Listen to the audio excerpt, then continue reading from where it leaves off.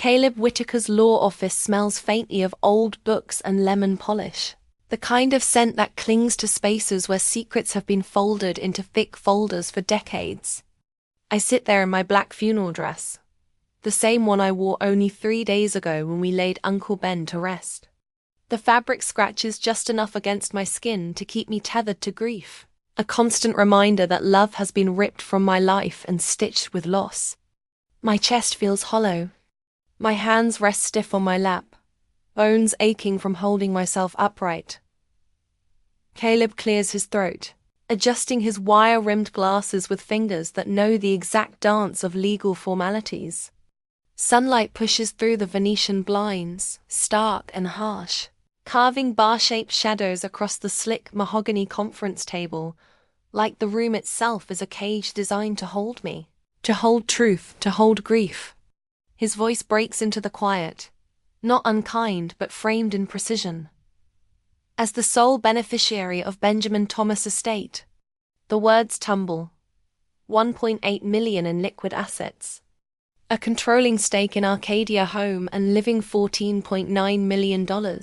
He says it crisp like a number, and not like a nearly unfathomable responsibility. And the Craftsman estate, fair market 2.2 million, conservatively calculated. My body stays frozen. My mind hears numbers but digests hollowness. Uncle Ben had told me this day would come someday.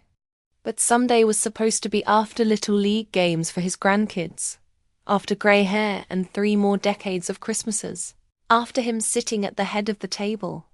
Someday wasn't supposed to dislodge and land on my 26-year-old shoulders now, raw and aching from a funeral. Caleb slides a folder toward me, personal effects. His words gentle. Uncle Ben's beloved watches, his Thunderbird, details and documents still neatly ordered. But the door opens before the listing finishes. It swings wide, no knock, no pause. My heart leaps, assuming a secretary with more coffee. Instead, I look up and see ghosts dressed in skin and hair and wrinkles. Grant and Nadine Thomas. My parents. Looking older, edges softened by time, but unmistakable in the shape of my father's chin. The set of my mother's eyes. 16 years shrink to nothing. Memories pound. My chest clenches. The coffee cup in my hand rattles so violently I nearly spill, its rim trembling like my pulse. The sound of my heart is no longer internal. It hammers the air like fists against a locked door. We heard about Benjamin's passing. Grant begins smoothly, a practiced drawl that makes every syllable drip fake sympathy. We're so sorry for your loss, honey. Honey. The word smashes into me like a slap across the cheek. My nails bite into the wood edge of the table. My stomach churns. Bile rises hot up my throat. Rage mixes with fear until the room tilts sideways. You can't, I whisper harshly, my voice brittle, alien to my ears. You can't be here. You left me. You chose to leave me. My hands shake harder. My mother steps forward. Nadine's perfume cuts through my panic, same floral note she wore every day of my childhood, unchanged, cruelly familiar. Caleb's usually calm face twitches into full stunned confusion. Stella, sweetheart, did you know they'd be coming? I choke out. His silence stalls just long enough to confirm, and then his words follow. I most certainly did not. He rises, fire rekindled in his 60s-old body, voice firm. Mr. and Mrs. Thomas, this is a private meeting. The memory slams me like broken glass, age 10, soft-footed, padding into the kitchen searching for orange juice. Not finding parents. Not finding love. Only coffee cups still warm and a note propped by the sugar jar.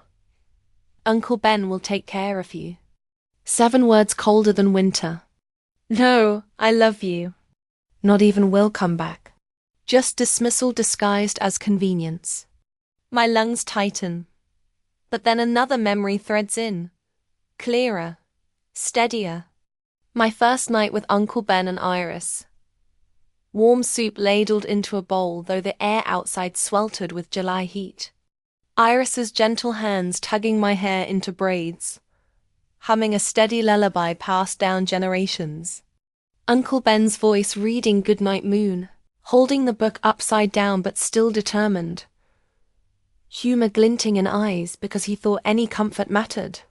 In that moment back then, I had not been abandoned. I had been reclaimed. So now, even as panic claws at me, something shifts. A child inside screams for answers while the woman I have become rises with steadier spine. My words scrape out, sharper than I feel. What do you want? Grant answers with that salesman's smile, the one I've seen resurface in family photographs, his charming weapon. To pay our respects, Stella. To see you. It's been too long. Nadine chimes gently, voice a syrupy echo. We thought it was finally the right time. A right time? My mind twists it into steel truths. Uncle Ben died days ago. I now carry everything he worked his life to build. And suddenly here they are. Not parents. Not comfort. Predators cloaked in nostalgia. My father's smile holds tight, unwavering, but his eyes sharpen like all the tells he once hid from customers when dangling extended warranty deals. My hands fist. I breathe. And for the first time, I form a broken but real boundary. I need to process his death before I deal with this. Caleb jumps back in, voice sharp with professionalism, covering like a shield. Mr. and Mrs. Thomas, this is not the time. Miss Thomas is still grieving. We'll arrange future contact if necessary. Then Iris arrives, a knock first, then presence. Her figure small but backbone solid as tempered steel. Hair tied in that sleek bun, tissues carefully clutched. She takes in the scene instantly, eyes narrowing at my parents like a hawk's gaze. Miss Stella, the car's outside. You look pale, dear. She edges herself between me and them, a delicate woman forming a barricade that says louder than voice. Not one more inch. Grant sneers without hesitation. Still keeping the help around. His tone drips with condescension. Iris's spine stiffens. I've been part of this family for 16 years. She emphasizes family deliberately, like the word itself is armor. The heat flares in my chest. For the first time, I feel the old child broke in me rising into something unmovable. I clutch Uncle Ben's folder, hook my purse close. My voice is still trembling, but my words come clean-cut. Iris's family. You two, my eyes pierce theirs. You are strangers. Air freezes. Nadine flinches. Grant's jaw hardens. We'll be in touch, Grant insists, face shifting into business mask like this was a negotiation he plans to win later. I'm sure you will, I answer. Stronger than I think I have ever sounded in my life. Iris's delicate hand brushes mine and squeezes briefly, quietly, telling me, you're not alone. Together we walk away, shoulders nearly touching. Days later, Sunday morning arrives. The house is mine now, my house. A kitchen where sunlight streams wide through bay windows. A familiar pot of coffee grumbles on the counter, scent curling into my tired lungs. 3 nights of rest broken, each car outside making me flinch, expecting them to return. But the bell rings, sharp. They're here. My hand pauses over the knob, heart thrumming violently against my ribcage. Iris once taught me deep breath after nightmares. I breathe deeply now to steady Dot, and then I open the door. There they stand. Grant polished in khaki and pressed blue. Nadine wrapped neat in cream cardigan. Handsome in aging catalogue style, sharp and deliberate. My parents. My reflection carried in their features. You can't just show up here, I say, holding my body like a barrier. Grant smiles with practiced persuasion, the same one he used on doorstep pitches. Investment lies, Neighborhood cons. We just want to talk, Stella. 5 minutes. Caleb warned me, don't let them in, don't engage. But inside me still lives a stubborn, searching 10-year-old who will always hunger for answers. That child's voice rises up now, shattering caution. My hand releases. My body steps back, and against my better judgment, I let them in into the space where I grew up without them. They follow me to the kitchen, their eyes sweeping over the home's details, the renovated cabinets, the Viking range Uncle Ben installed last year, the expensive artwork, cataloguing, assessing. Coffee? I ask, less from hospitality than a need to occupy my hands. Black for me, Grant says, settling into a chair at the kitchen table as if he belongs there. Your mother takes cream and sugar. I know how Iris takes her coffee. I reply coldly. I was asking about you two. Nadine winces, but accepts the mug I hand her. This is a beautiful home, she says after an awkward silence. Benjamin always had exquisite taste. I don't respond. Leaning against the counter, instead of joining them at the table, Uncle Ben's table, where he taught me algebra and business ethics and how to balance at checkbook, Grant takes a deliberate sip of coffee before placing a leather portfolio on the table. We've done our research. That business is worth nearly $15 million. The bluntness of it, the naked greed shouldn't surprise me, but it does. The thin veneer of parental concern already stripped away, and I keep my voice neutral. Nadine opens the portfolio, revealing pages of financial documents, spreadsheets, valuation reps, property assessments. We just want to understand the full picture. Honey. Stop calling me honey. The words come out sharper than I intended. What is all this? Grant slides a document across the table. A complete financial analysis of your inheritance. The business, the liquid assets, the real estate, everything. I don't touch the paper. Where did you get this information? That's not important, Grant says. What matters is. It matters to me, I interrupt. You've been gone 16 years. Now you show up 3 days after Uncle Ben's funeral with detailed financial information about his estate. Nadine exchanges a glance with Grant. We tried contacting Benjamin many times over the years. For money, I say, the pieces suddenly clicking into place. You contacted him for money. Neither denies it. He never told me. The realization lands like a punch. Uncle Ben protected me from them, shielded me from their attempts at manipulation. Grant sighs, a practiced sound of exasperation. Your uncle painted a very one-sided picture of us, I'm sure.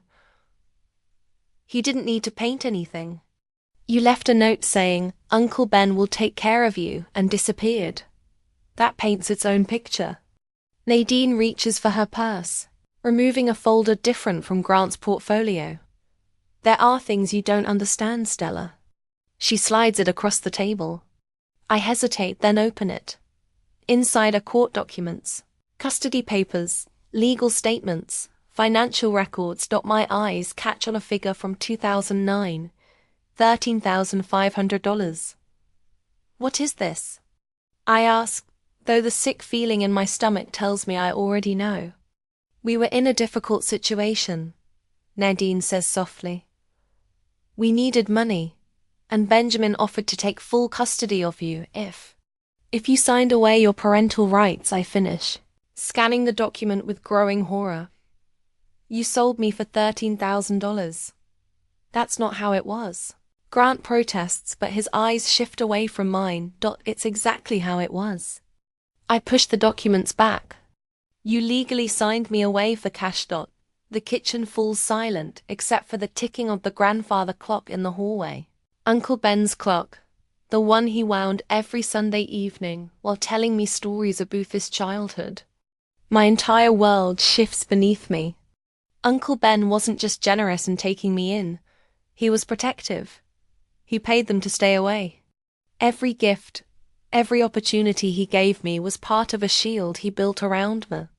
His occasional sadness, the distant look he would get sometimes while watching me open Christmas presents. It all makes sense now. You planned this timing, I say, the realization crystallizing. You waited for him to die. Grant straightens, abandoning pretense. We have problems, Stella. Serious problems. What kind of problems? I owe people, he admits. 85,000 to men who don't take excuses. Nadine adds, and I've been in treatment for depression. The medical bills. She trails off. 45,000 in credit card debt. So, you're here because you need money within what? 60 days? I ask, connecting their urgency to their desperation. Grant looks surprised that I figured it out so quickly. We're still your parents, he says, leaning forward. Family helps family. Family doesn't abandon family, I counter.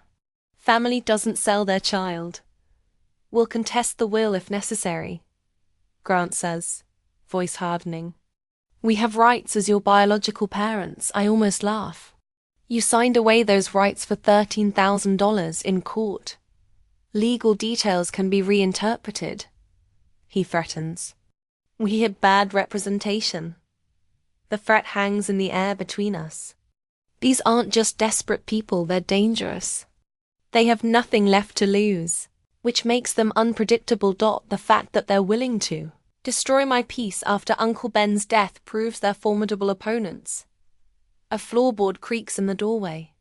Iris stands there, her eyes taking in the scene, the documents scattered across the table, my rigid posture, my parents' desperate expressions.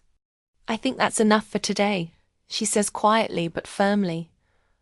Grant glances at her dismissively. This is a family matter, Iris. Yes, it is, she replies, moving to stand beside me. And Stella is my family. My parents gather their documents, sensing they've pushed as far as they can today. At the door, Grant turns back. Think about what we said. We'll be in touch. After they leave, Iris guides me to the couch in the living room and Desapacinto the kitchen. She returns with tea and Uncle Ben's special porcelain cups. The ones we only you said when something important happened. You heard everything? I ask. She nods. Mr. Ben saw this day coming. He prepared for it. My phone buzzes on the coffee table. Caleb's name flashes on the screen. Stella? He says when I answer. I've been reviewing some files. I have some things to show you about your parents' previous attempts. You knew? I asked. Not until today. Ben kept separate records I wasn't aware of until I found his personal safe deposit box key.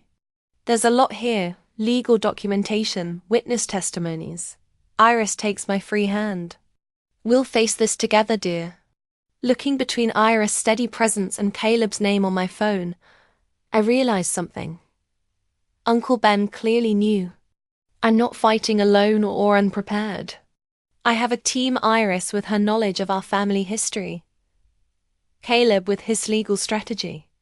The foundation for a sustained campaign is already in place. Uncle Ben didn't just leave me his money. He left me the tools to protect it. I arrive at Caleb's office early Monday morning, my leather portfolio clutched against my chest like a shield. The mahogany conference table is covered with neat stacks of manila folders, each labeled in Uncle Ben's meticulous handwriting. Caleb adjusts his wire-rimmed glasses, the morning sunlight catching on the lenses. Your uncle was nothing if not thorough, he says, sliding a folder toward me. These are private investigator reports dating from 2019 through 2023. Then, hired someone to document every contact attempt your parents made. My fingertips tingle as I flip through the pages. Photographs of Grant lurking outside Arcadia's flagship store. Transcripts of voicemails left on Ben's private line. Financial requests ranging from $5,000 to $75,000 for various emergencies. There's more, Caleb says, opening another folder. Audio recordings. Ben installed a special system after the first few encounters. He taps his computer keyboard, and suddenly Grant's voice fills the room. Lower and gruffer than I remember, but unmistakable. Listen, Benjamin, we both know you've got the money. If you don't help out your own brother, I'll cause problems for that precious business of yours. The girl doesn't need to know about this conversation. My stomach clenches. Play it again. Caleb obliges, and this time I focus on the background noises. Clinking glasses, muted conversations. That sounds like Charlie's Tavern. Uncle Ben never went there. They must have followed him somewhere else and cornered him. Another folder reveals medical emergency letters from my mother, each more desperate than the last. Hospital bills for conditions that, according to Ben's notes, were investigated and proven false. This is the most significant piece, Caleb says, his voice softening as he places a court document before me. A restraining order granted in 2021. Your uncle secured legal protection against their harassment. My eyes scan the document, absorbing the judge's assessment of repeated pattern of financial exploitation, attempts and deliberate emotional manipulation. The timing, I say, the realization washing over me. They've been watching obituary notices, haven't they? They knew exactly when to strike. Caleb nods. Ben suspected they would. That's why he documented everything, so you'd have ammunition when they inevitably appeared. The first time since that terrible day in this very office, I feel something besides fear and shock. Power. Real power based on evidence, not just wounded emotion. Uncle Ben hadn't just left me his wealth. He'd left me protection. I want to meet them, I say, my voice steadier than it's been in days, but not here. At the store. Are you certain that's wise? Caleb asks, concern evident in the slight tilt of his head. They won't make a scene in public, I explain. Already reaching for my phone. And you want witnesses. 2 hours later, I stand in the center of Arcadia Home and Living's main showroom floor, surrounded by carefully curated furniture displays that Uncle Ben spent decades perfecting. Polished oak dining tables, plush sectional sofas in warm earth tones, handcrafted bedroom sets built to last generations. When Grant and Nadine enter through the front doors, several customers turn to look. My parents are well dressed. As always, Grant in a charcoal suit that can't quite hide his thickening waistline. Nadine in a cream-colored dress that makes her appear younger than her years. I wait until they approach, deliberately positioning myself beside an antique desk that Ben rested himself. My fingers rest lightly on its surface, drawing strength from the connection. Thank you for coming, I say, my voice carrying just enough to be heard by nearby customers without seeming confrontational. I found Uncle Ben's files about you. All of them. Grant's confident stride falters almost imperceptibly. A flicker of something worry, anger, crosses his features before his salesman's smile returns.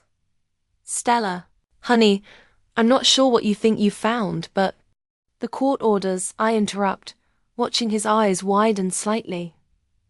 The restraining order from 2021, the documented harassment, the fake medical emergencies. Nadine steps forward, her perfume a cloud of expensive distraction. Those were desperate times. We've changed. You can't possibly understand what we were going through. I understand perfectly, I say, sliding a photocopied document from my portfolio. I found the check stub, $13,500. That's what you took to sign away your rights to me. The color drains from Nadine's face. A middle-aged couple browsing nearby stops pretending not to listen. You don't understand the context. Grant says, his voice dropping to an urgent whisper. We had debts. People threatening us. And I was worth $13,000. I keep my voice level. Professional. This is a business negotiation now, not a family reunion. That's the price you put on your daughter years ago. For the first time, I see something genuine in my mother's eyes. Shame, perhaps, or regret. Grant's jaw tightens as he glances around, noticing the store employees who have strategically positioned themselves within earshot. We should discuss this privately. He insists, reaching for my arm. I step back. There's nothing to discuss. The court records are clear. You have no legal claim to me, or anything Uncle Ben left me. We're still your parents, Nadine says, her voice breaking slightly. Biology isn't family, I reply. Uncle Ben taught me that. Grant's face hardens. This isn't over. Stella. Actually, island. For today. I gesture toward the exit. Please don't return to this store. You're not welcome here. They hesitate, clearly unprepared for this level of resistance. Grant looks like he wants to argue further, but the public setting has robbed him of his advantages. With a final glare, he takes Nadine's elbow and steers her toward the door. I remain standing, straight-backed and still, until the glass doors close behind them. Only then do I allow my hands to tremble slightly, the adrenaline rush beginning to subside. Sarah, our store manager, approaches with an approving smile. Your uncle always said you were stronger than you knew. Other employees drift over, offering supportive comments and impressed glances. The middle-aged couple who witnessed the confrontation stops to shake my hand. That took courage, the woman says. Ben would have been proud. Outside in the parking lot, I find Iris waiting beside her modest blue sedan, her eyes scanning my face anxiously. They've gone, I assure her as I approach. For now, at least. Her smile blooms slowly, warming her entire face. You would be so proud, Miss Stella. So very proud. My phone buzzes with a text from Caleb. The court records are ironclad. You did well today. Standing in the afternoon sunlight, surrounded by the business Uncle Ben built, and the people who actually care about me, I feel a strange mixture of triumph and caution.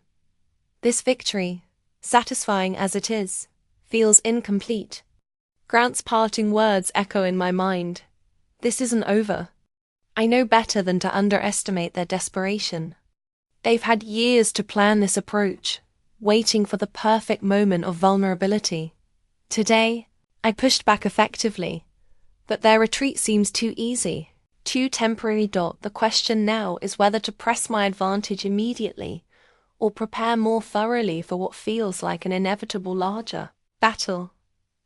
Uncle Ben always preached patience in business negotiations. The person who rushes reveals their weakness. He'd say. As Iris drives us home, I stare out the window at the familiar streets of the city Uncle Ben loved.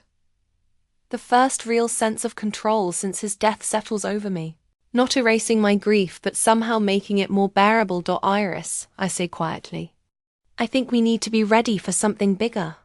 She nods, understanding without explanation. Mr. Ben's files might have more we haven't found yet. The chess game has only just begun. I've won the first exchange, but the real test still lies ahead. I spread Uncle Ben's documents across Caleb's conference table, organizing them in neat rows. It's been 3 days since I confronted my parents at the store. 3 days of cold calculation, replacing the raw triumph I felt, watching them retreat through those automatic doors. These are all the legal challenges they might attempt, Caleb says, sliding a folder toward them. His wire-rimmed glasses catch the morning light as he leans forward. Your uncle anticipated most of them. I nod, studying the papers with the same intensity I bring to quarterly profit reviews. Victory at the store satisfied something primal in me, but Uncle Ben taught me better. He'd drill into me during our Sunday business lunches. Stella, never mistake a battle for the war. They'll try to claim undue influence, I say, tapping a document outlining Ben's mental state during his final year. That he wasn't competent when he made me his heir. Caleb smiles faintly. And we have 6 months of medical evaluations proving otherwise. I've transformed his conference room into a command center. Documents spread systematically across the polished surface. Yellow legal pads filled with my notes flank both sides. Coffee cups stand like sentries at strategic intervals. This isn't emotional anymore. This is business. Uncle Ben never acted without complete information. I murmur more to myself than to Caleb. I won't either. My phone buzzes with a text from Iris. Miss Stella, they drove past the house again. Third time today. Something cold settles in my stomach. The triumph from our store confrontation feels distant now, replaced by methodical preparation. My parents aren't just desperate. They're determined. We need to document everything, I tell Caleb, showing him the text. Every drive-by, every contact attempt, every person they speak to about me or Phoebusiness. Caleb reaches for his legal pad. I'll draft a cease and desist order. It won't stop them, but it establishes a pattern of harassment if we need it later. I turn to Ben's business journals, studying his approach to hostile competition. He faced 3 takeover attempts during his career, navigating each with the same steady hand he used to braid my hair that first night after my parents left. His strategy was never about emotion. It was about preparation. They'll try to find weaknesses in the company, I say, flipping through incorporation documents, places where they could claim mismanagement or financial impropriety. Which is why we're conducting a full audit, Caleb responds, already underway. The hollow feeling that plagued me since Uncle Ben's death has transformed into something harder, more focused. This isn't just about protecting my inheritance anymore. It's about honoring how methodically Ben protected me for 16 years. Later that afternoon, Iris arrives with a file folder of her own. She places it on the table with careful precision, her fingers lingering on the edges. I kept track of things, she says quietly. Phone calls during Mr. Ben's illness. Visitors who came by but never came in. Thought you might need it. I open the folder to find meticulous notes in Iris' careful handwriting, dates, times, descriptions of cars that drove slowly past the house during Ben's final months. They were watching him die. I whisper, the realization landing like a physical blow. Iris nods, her expression unchanged but her eyes hardening slightly. I believe they were Miss Stella. I reach for my phone, calling Sarah at the main store. Sarah, I need you to document it. My parents come in asking questions about anything inventory, staffing, finances, and ask the other managers to do the same. Already happening, Sarah replies. Your father was in yesterday asking about our supply chain. Said he was just curious about the family business. A chill runs through me. They're more thorough than I gave them credit for. Thank you, I tell her. Document everything but don't engage beyond basic courtesy. By evening, we've established a network of watchers, store managers, warehouse staff, even delivery drivers, all alert for my parents' probing questions. Not to confront them, just to track them. To build our case without tipping our hand, I'm reviewing security footage from the warehouse when Caleb's phone rings. His expression darkens as the conversation progresses. They've hired Martin Keene, he says after hanging up, the name landing with weight. My stomach drops. The attorney who sued Uncle Ben's company in 2018. Caleb nods grimly, the very same. He knows every vulnerability in the company's legal structure. Your parents have done their homework, Stella. I lean back in my chair, processing this new threat. They're not just desperate gamblers grasping at straws. They're strategic opponents with knowledge of our weaknesses. They're smarter than I gave them credit for, I say quietly. Caleb gathers documents into a neat stack. Intelligence without integrity is still beatable. I nod, turning back to Uncle Ben's business journals. My early victory at the store feels hollow now, a minor skirmish before the real battle. But Uncle Ben prepared for this moment for 16 years. And now, so will I adjust my reading glasses, squinting at the paperwork spread across Caleb's conference table. 4 days of strategic planning has transformed this once formal space into something resembling a war room. Yellow legal pads filled with notes sit beside color-coded folders. A whiteboard mounted on the wall displays a timeline of my parents' previous attempts to contact Uncle Ben, each incident meticulously documented with dates and outcomes. The no contest clause is ironclad, Caleb says, sliding another document toward me. His silver hair catches the afternoon light streaming through the Venetian blinds. Anyone contesting the will automatically forfeits any potential inheritance. Your uncle was explicit about that. I nod, tracing my finger along the paragraph in question. The language feels like Uncle Ben, precise, thoughtful, leaving nothing to chance. What about the litigation trust? Fully funded and operational.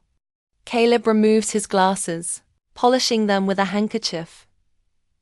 Then established it with enough capital to fight a 5-year legal battle if necessary. My stomach tightens at the thought. Not fear exactly, but the weight of what's at stake. I think of Uncle Ben, how he'd approach this methodical, thorough, leaving nothing to chance. This isn't about a quick victory like the confrontation at the store. This is about securing everything he built, everything he entrusted to me. Miss Stella. Iris appears in the doorway, a leather portfolio clutched against her chest. Her silver-streaked hair is pulled back in its customary bun, not a strand out of place despite the intensity of our preparations. I've collected the statements from all of Mr. Ben's caregivers during his illness. Every nurse, doctor, and therapist confirmed his mental clarity right up until the end. Thank you, Iris. I take the portfolio, adding it to our growing arsenal of documentation. Any word from the store managers?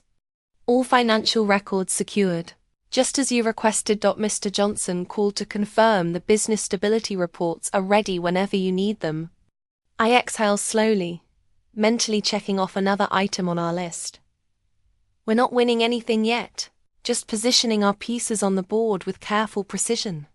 The store confrontation was satisfying, but ultimately just a skirmish. What we're preparing for now is war. We're approaching this exactly as Ben would have wanted, Caleb remarks, his voice carrying a hint of approval, building a comprehensive defense before they can mount their next attack. Iris hovers near the doorway, her fingers fidgeting with the edge of her cardigan, a nervous habit I've rarely seen from her. Something's bothering her. Iris? What is it? She hesitates, then steps fully into the room. I was reviewing Mr. Ben's will again, and I noticed something I hadn't before. Her voice drops slightly. He named me as the backup executor, in case anything should happen to you. The revelation hits me with unexpected force. Not because it's surprising Uncle Ben trusting Iris makes perfect sense, but because of what it means now. If my parents are targeting me and my inheritance, they might also target Iris. Caleb, does this put Iris at risk? My voice sharpens with concern. The attorney frowns thoughtfully. It could. If they're researching Ben's estate planning thoroughly, they'll discover her role. They might try to discredit her, or claim she influenced Ben's decisions. A cold feeling spreads through my chest. This isn't just about my inheritance anymore. It's about protecting someone I love. Someone who's been more of a mother to Meth and Nadine ever was. We need to expand our strategy, I say, standing up and pacing the length of the conference table. Not just protecting the estate, but protecting Iris too. I don't want to be additional trouble. Miss Stella. Iris protests gently. You're not trouble. I respond firmly. You're family. And we protect family. The words emerge with a conviction that surprises even me. 7 days ago, I was a shaking mess in this very room. Now I'm standing tall, thinking of others beyond myself. Uncle Ben would be proud of that growth. I think. My sources tell me your parents have been asking questions about all of Ben's relationships. Caleb interjects, checking his phone. including his long-term employees. My mind races with this new information. Do I tell Iris everything about the potential danger, adding to her worries? Or do I protect her by handling this myself? The dilemma twists in my stomach. Another test of my evolving leadership. For the next 2 hours, we adapt our preparation work, expanding protective measures to cover Iris as well. Caleb drafts affidavits from former employees testifying to Iris. Professional relationship with Uncle Ben. I pull employee reviews, showing her consistent performance over 16 years. Each document becomes another brick in the wall we're building, not just around me, but around everyone I care about. By evening, the conference room table holds the complete scope of our defensive strategy. Financial records, witness statements, legal precedents, historical documentation, all organized and ready. Caleb reviews the final checklist, then looks up with quiet confidence. We're as ready as we can be. It's time. I glance at Iris, who stands by the window watching the sunset paint the Seattle skyline in shades of orange and gold. She turns, meeting my gaze with steady eyes that have witnessed 16 years of familiar history. Mr. Ben's plan is solid, she says softly. You have everything you need. Looking at the assembled documentation, the physical manifestation of Uncle Ben's foresight, and our careful preparation, I feel a strange calm settling over me. The frightened woman who sat in this room a week ago has transformed into someone strategic, prepared, ready to protect what matters. Tomorrow will bring the confrontation we've been building toward. But tonight, surrounded by the fruits of our preparation, I know we're ready for whatever me parents throw at us next.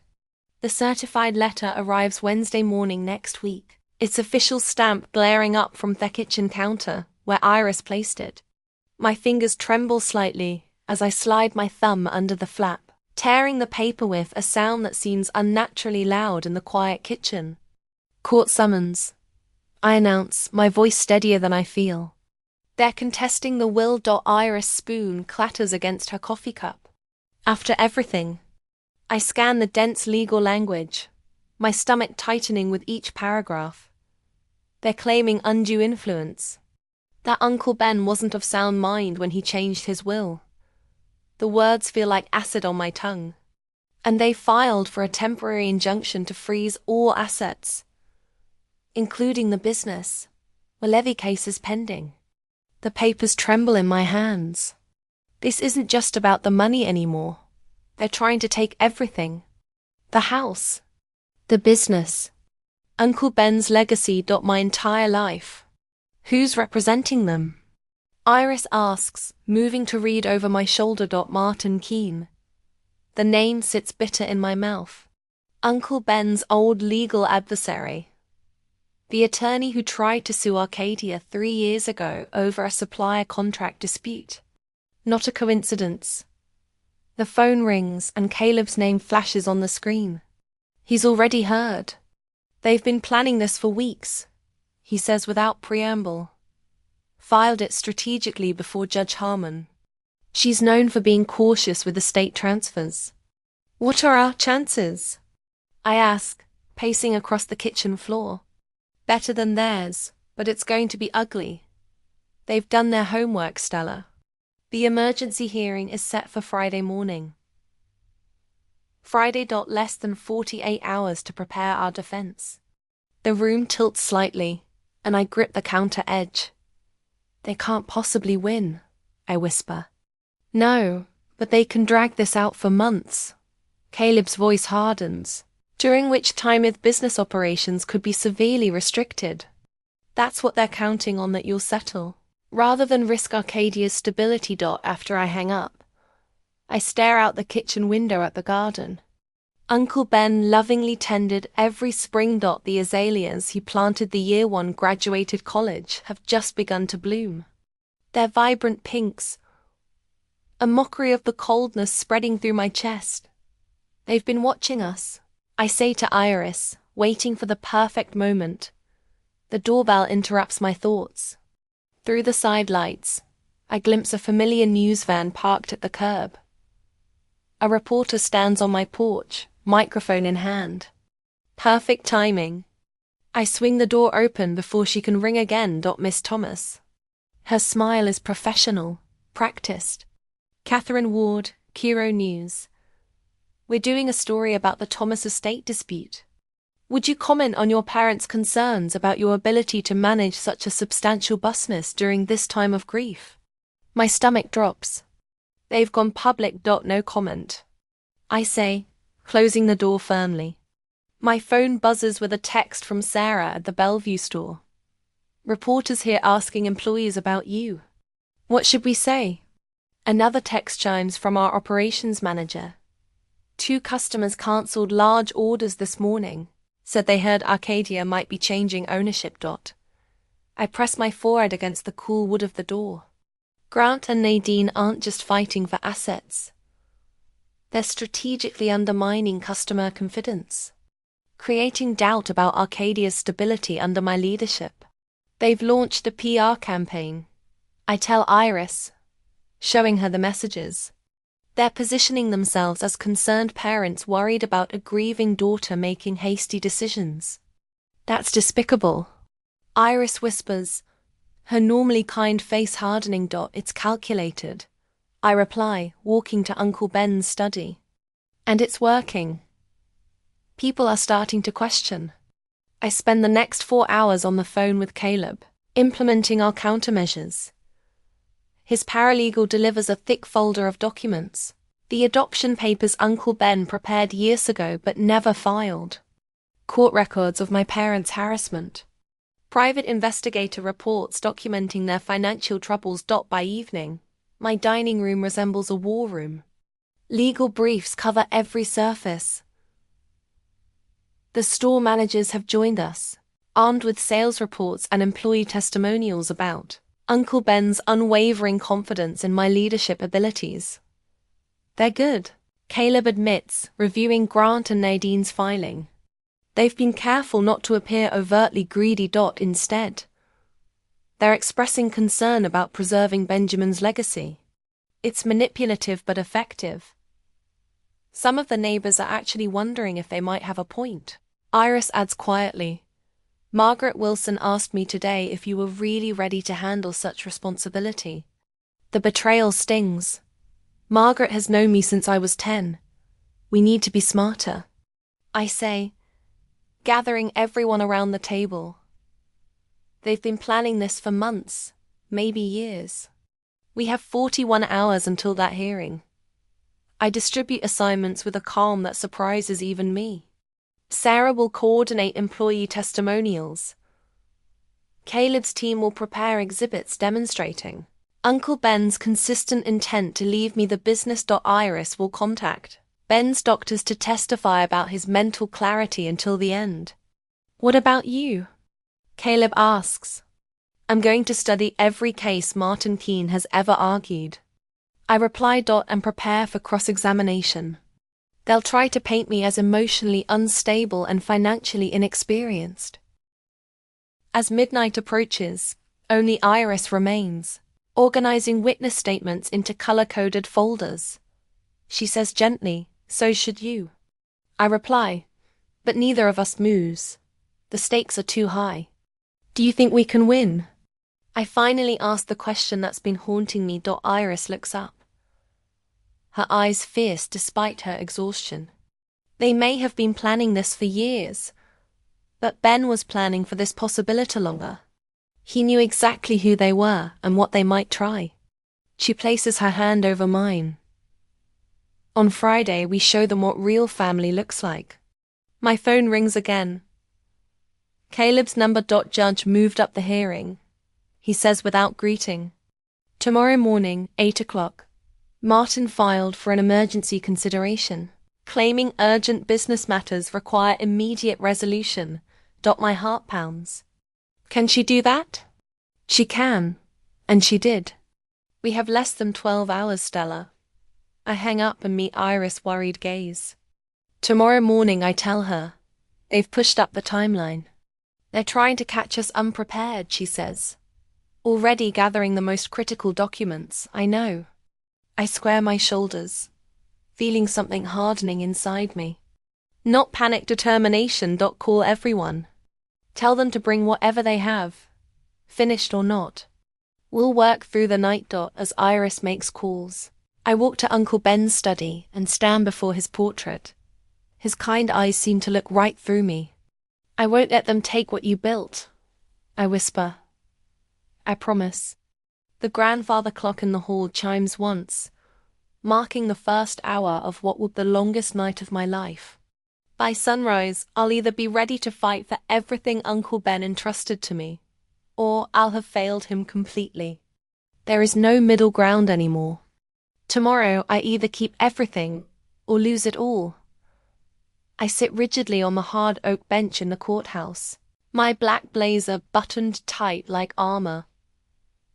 The clock on the paneled wall reads 9-3-E-M. Next to me, Iris fidgets with her handkerchief, the embroidered corner rubbing rhythmically between her fingers.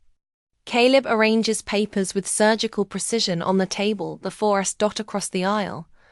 My parents sit with their attorney, Martin Keene. The man who once sued Uncle Ben's company now represents the people who abandoned me. Grant wears a charcoal suit that screams expensive tailoring. Nadine has opted for a conservative navy dress, her hair swept into a maternal bun that makes my stomach turn. They've positioned themselves as concerned parents, not greedy opportunists. The bailiff's voice cuts through the whispers. All rise. The Honourable Judge Eleanor Richardson presiding. The judge enters, her silver hair pulled back severely, reading glasses perched on her nose. Her eyes sweep the courtroom with practiced neutrality as she takes her seat. Be seated. We're here for emergency proceedings regarding the contested estate of Benjamin Thomas. She glances at the files before her.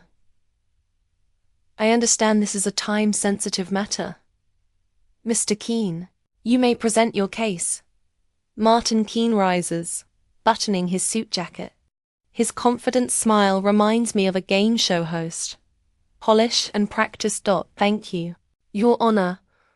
We stand before you today representing Grant and Nadine Thomas, the aunt and uncle of Stella Thomas, who have serious concerns about the disposition of Benjamin Thomas' estate.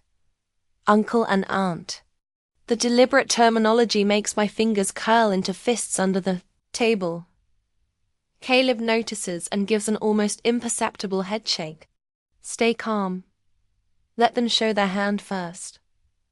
Benjamin Thomas' death was sudden and unexpected. Keene continues.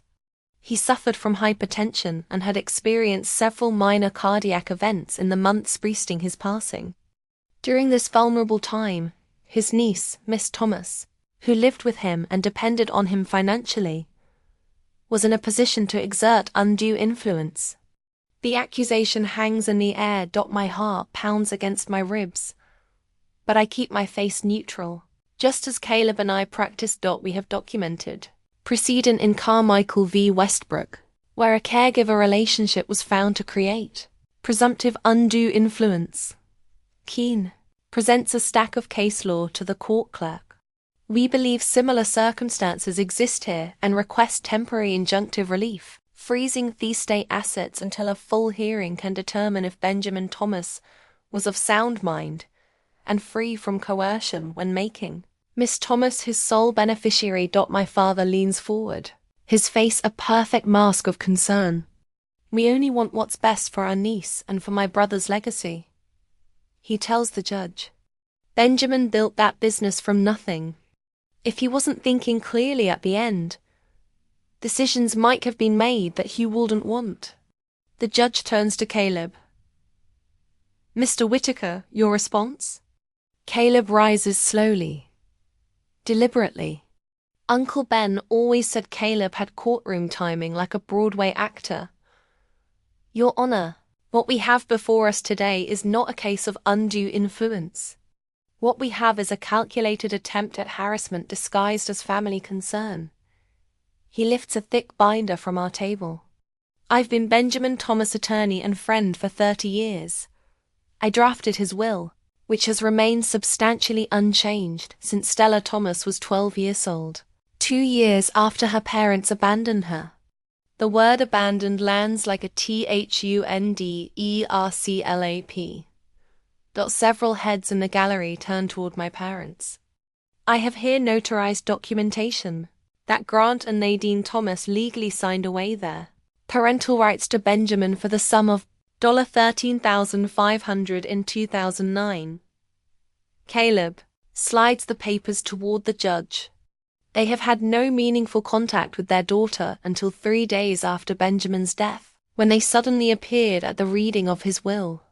The judge's eyebrows lift as she examines the document. Mr. Keene, were you aware of this legal relinquishment of parental rights? Martin Keene's confident smile falters for the first time. Your Honor, my clients have freely admitted they made mistakes in the past. People change. Their concern now is genuine. Your Honor, Caleb continues, I also have court records showing that Benjamin Thomas had filed for protection against Grant and Nadine when they repeatedly attempted to extort money from him between 2019 and 2023. He produces another. These include transcripts of threatening phone calls where Grant Thomas specifically mentioned causing problems for Arcadia Home and living if financial demands weren't met. There is the granted restraining order from 2021 as well. The gallery breaks into whispers. Judge Richardson taps her gavel once, silencing the room. Additionally, Caleb says, I have an audio recording I'd like the court to hear. He nods to the clerk, who sets up a small speaker. Grant's voice fills the courtroom, tinny but unmistakable. Ben, you've got $15 million tied up in that business. What's $50,000 to you? If you don't help out your own brother, I'll have to consider other options. Stella's doing well at the company, isn't she? Would be a shame if something disrupted that. 5 Port. Nadine's face has gone pale. Grant stares straight ahead, jaw tight. This recording was made 14 months ago. Caleb explains. When Benjamin was in perfect health, long before any cardiac issues. Benjamin documented every contact attempt specifically, because he feared this day would come. The judge turns to Iris. Miss Pruitt, you were Mr. Thomas' housekeeper for 16 years, correct? Iris rises, her voice steady despite her trembling hands. Yes, Your Honor. I cared for Mr. Ben's household and helped raise Stella after her parents left. And in your observation, what was Mr. Thomas' mental state in his final months? Clear as a bell right to the end, Your Honor. He ran that business every day, reviewed financials every Friday with Stella, and could tell you the inventory numbers from memory. He was planning the spring collection the day before he passed. And his relationship with his niece. Iris' eyes soften. Mr. Ben loved that girl like his own daughter.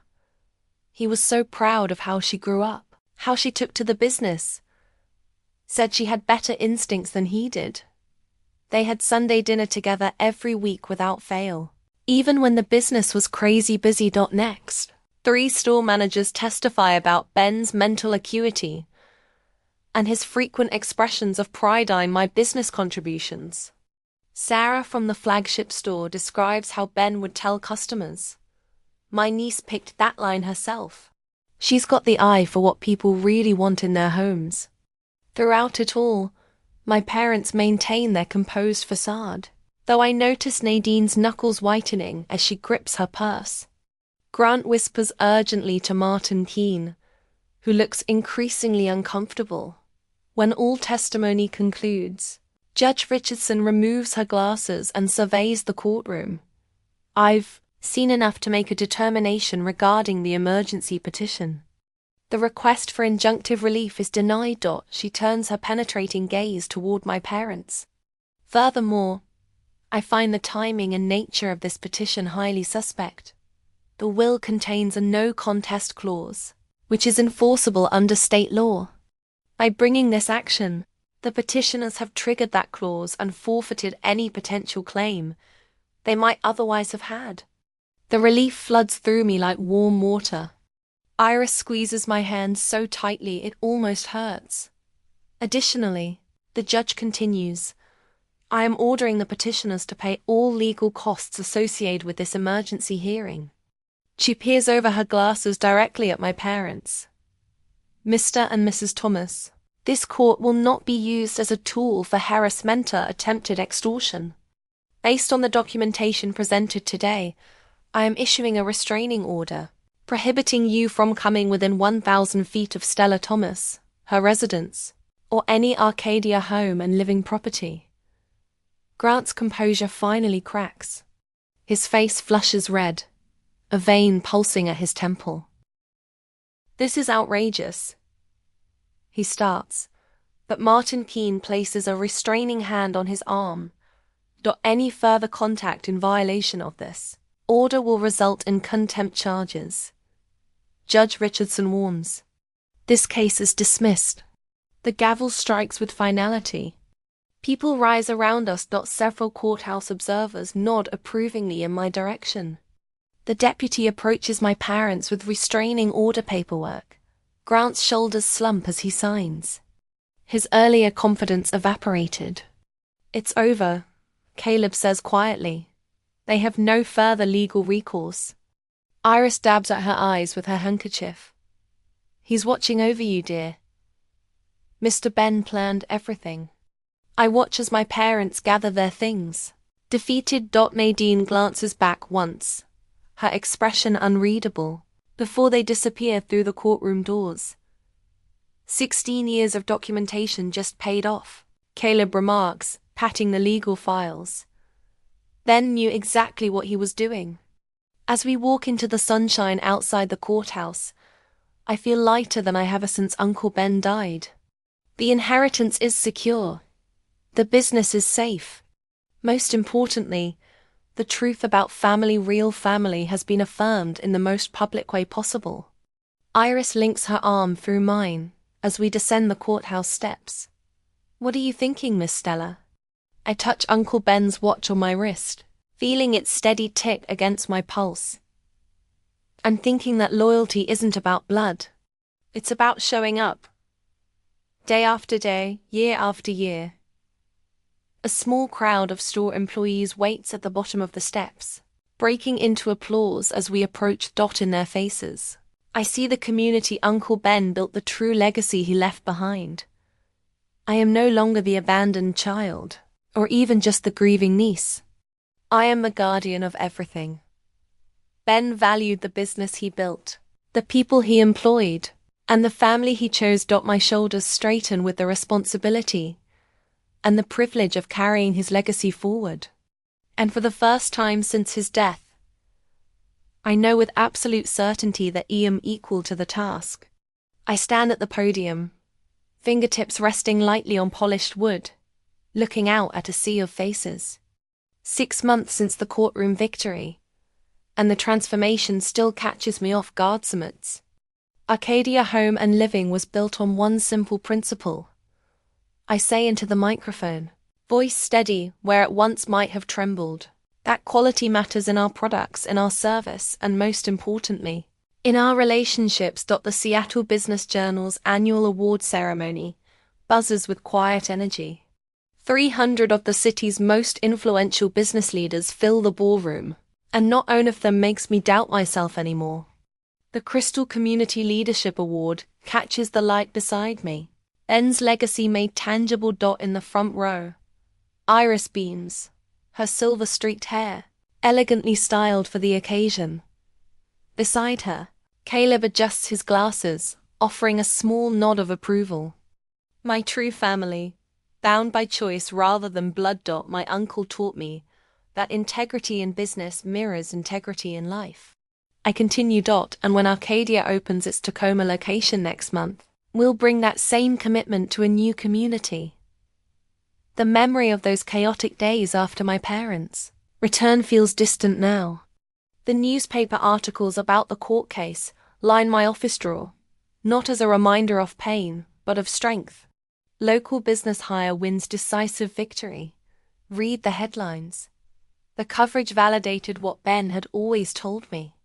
The truth, when properly prepared and presented, eventually wins out. My parents left town within 48 hours of the judge's ruling. Their threats proved as empty as their promises had been 16 years ago. The restraining order remains filed with every police department in a 100-mile radius, though we haven't needed it. People willing to abandon a child for money rarely show the courage to face consequences. The Benjamin Thomas Foundation officially launches next week. I announce, warmth spreading through my chest at the whispers of approval. Our mission is simple: to support those rebuilding lives after family betrayal. Because sometimes the family that matters most is the one you choose. From the corner of my eye, I catch Margaret Wilson, our newest store manager, dabbing at tears. 3 weeks ago, she stood in my office, shaking just as I once had in Caleb's conference room, explaining how her brother was pressuring her to share our upcoming product line with competitors. The parallel wasn't lost on me. When people face impossible family pressures, I told her then, they deserve more than sympathy. They deserve protection. Caleb drafted a cease and desist the same day. Iris took Margaret for coffee and shared stories of Ben's unwavering boundaries. Security installed new protocols to protect our design files. The systematic support I provided felt nothing like my own panicked reaction months before. Sleep comes easily now. Morning coffee on the porch has become a quiet celebration rather than a jumpy waiting game. The business thrives, revenue up 23%, employee satisfaction at record levels. But these external markers pale beside the internal shift. I no longer wonder if I'm of what Ben built. I know I am. The foundation has already helped 3 individuals successfully defend their boundaries. I continue at the podium. People just like our own employees who face impossible choices between loyalty and self-protection. In the audience, Thomas Reynolds nods appreciatively. As our youngest department manager, he benefited from the foundation's legal support when his parents attempted to access his newly established investment accounts. The look of relief on his face when I promised company resources still warms my heart. Iris Pruitt will serve as the Foundation's program director, I announce, watching her straighten with pride. Her official role as estate manager and family advisory board member has formalized what has always been the heart of our unconventional family. Nobody understands better how to help people find their chosen families. After the ceremony, Caleb approaches with champagne flutes. His retainer has been enhanced, making him our permanent legal advisor. Another anchor in the storm. Ben would be proud, he says simply. He prepared me for this, I reply. I just didn't know it at the time. The business center buzzes around us, but my thoughts drift to that first night after me parents left me Iris braiding my hair, Ben reading Goodnight Moon. They chose me before I could choose them. Now I honor that choice every day. Back at the estate, I slip off my heels and pad into Ben's old study now. The expansion plans for Arcadia's 3rd location spread across the desk. Decisions that once would have paralyzed me now energize instead. No second guessing, no fear of failure, just clear vision and decisive action. The phone rings. It's the Foundation's first scholarship recipient, calling to share that she's completed her business degree. Another life rebuilding, another circle completing. Uncle Ben taught me that love is a choice we make every day. I tell her, the truth of it settling in my bones. Sometimes the hardest part is believing we deserve to make that choice. As I hang up, I catch my reflection in the window. I've become the leader Ben always saw in me. The abandoned child is still there, but she's no longer driving my decisions. Instead, she informs my compassion. The evening breeze carries the scent of Iris's garden through the open window. Tomorrow brings board meetings, foundation work, and interview preparations for the Tacoma store. But tonight, In this quiet moment, I acknowledge the journey. When people show you who they are, believe them, and then choose who deserves your loyalty. Not a lesson I wanted to learn twice, but one I'll never forget. Family isn't who shares your blood. It's who shares your values. Ben knew that. Now I do too.